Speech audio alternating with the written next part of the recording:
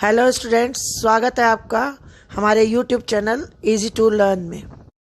आज का टॉपिक होगा आर्टिकल्स। का टॉपिक है आर्टिकल्स।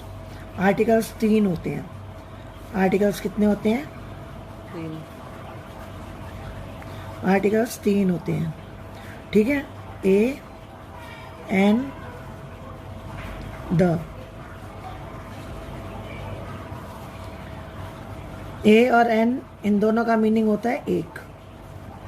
द होता है डेफिनेट आर्टिकल। ए और एन, हम पहले मैं यूज़ बताऊंगी आपको ए और एन का। ए और एन का यूज़ बताऊंगी। ए और एन इनडेफिनिट आर्टिकल होता है। आर्टिकल होता है, ठीक है।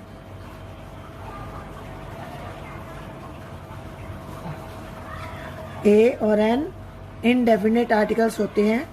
ए और एन इन दोनों का मीनिंग एक होता है। ये इनडेफिनिट का मतलब हिंदी में होता है अनिश्चित। अनिश्चित, ठीक है। अनिश्चित यानी कि इनका कोई प्रयोग निश्चित नहीं है, ठीक है। ए का प्रयोग बताऊंगी आपको। सबसे पहले ए का प्रयोग। इंग्लिश में 26 अल्फ़ाबेट्स होते हैं। अल्फ़ाबेट्स होते हैं जिनमें से हम इनमें से हम ए, ई, आई, ओ और यू इनको निकाल देंगे, ठीक है। इनको निकाल कर बाकी के अल्फ़ाबेट्स के आगे ए लगता है, ठीक है। किसी भी वर्ड में अल्फ़ाबेट्स ए, ई, आई, ओ को छोड़ करके कहा गया, जैसे कि डैश कैट, ये अल्फ़ाबेट है सी, ठीक है। सी यानी कैट के वर्ड का पहला अक्षर सी है। सी के आगे ए लगेगा, ठीक है, क्योंकि इसमें ए, ई, आई, ओ, यू नहीं है, ठीक। और ऐसे ही है मैन के आगे ए लगेगा, ठीक है। ऐसे ही अब एन का यूज़ बताऊंगी आपको मैं। एन भी एक इनडेफिनिट आर्टिकल है, मैंने अभी बताया आपको।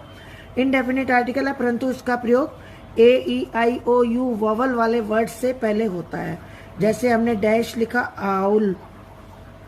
आउल, ये आउल का सबसे पहला अक्षर ओ है, ठीक है। ओ है इसमें वॉवल में, ये वॉवल है, वॉवल में ओ है, तो इसमें एन का प्रयोग होगा, ठीक है।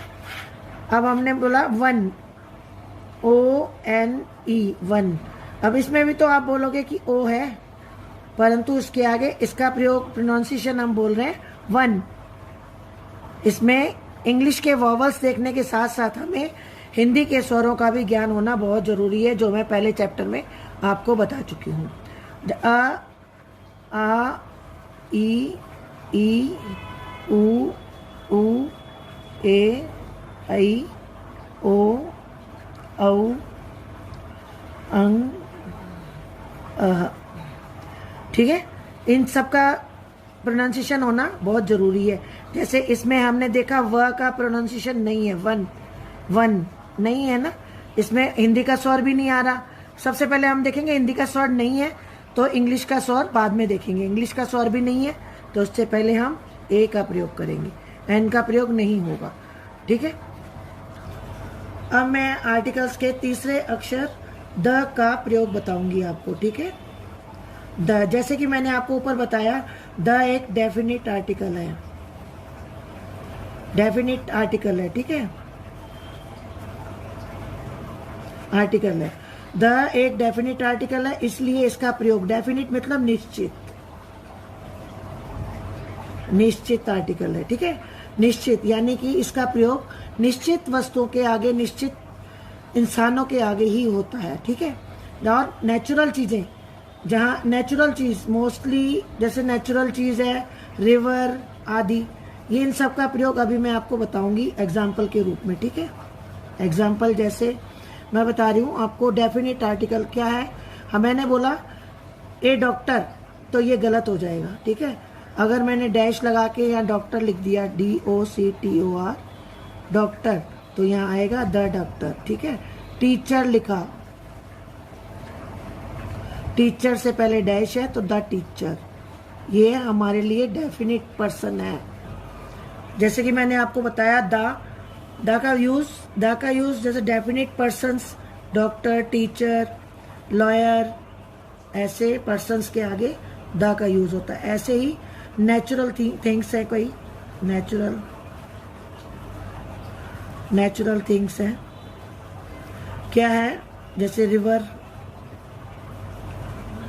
हिमालय,